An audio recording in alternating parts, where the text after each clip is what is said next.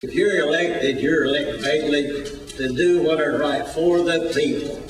In other words, if you think it's right, go out, talk to all your constituents, and you do what you think is right for the people, by the people, because that's why you're elected to go in office. A good example, if I could give one, You may. would be this biodiesel plant. There's a good example of where you got 75% of that community didn't want it. Well, you got 5 commissioners, they voted for it. Here's a good example. Can you trust the people you put in office? If you put me in office, I'll study both ways, and I'll think what is good for the community. Not whether you're wealthy, not whether you're poor, not whether you're a farmer, but have town meetings with you and go out and discuss it with you, and I will vote as what is good for you, because I'm basically working for you. So that would be my answer for that. Mr. Gallagher. Unpopular. I don't think anyone that's elected to the Board of Commissioners takes it as a popular position. I mean, it's all that extra money I guess you make, that's what makes it so popular. But no, it's not a popular decision, and there's some decisions to be made there. I told someone before when I ran, when I was fire marshal, in the 22 years I was not always popular, but I tried to be right and do the best interest for my firemen. And that's the same thing I'm going to do if I'm on this board.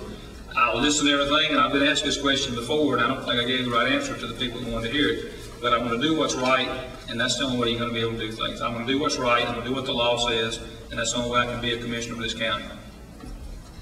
Thank you, Mr. Sullivan.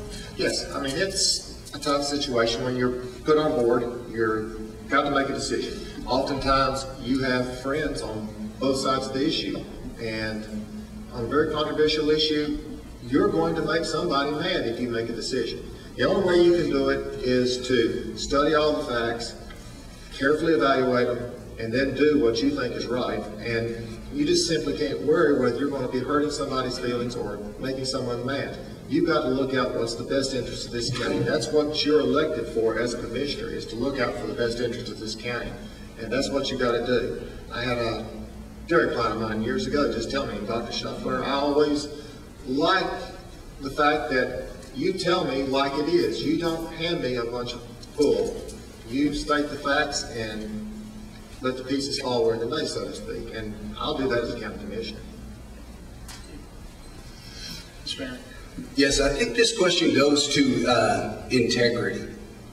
And I think that that's really important, that we have county commissioners in place that are leaders with good integrity.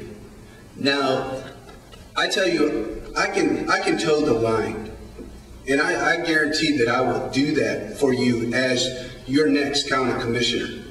There's a lot I've talked with people from across this county. I've crisscrossed this county. I've met with people who are on fixed incomes and whose property taxes just keep raising, and they keep growing on them, and they can't really afford it. And just because some people can doesn't mean that others can. And I'm going to fight for those people that aren't in a position to speak up and to voice their opinion.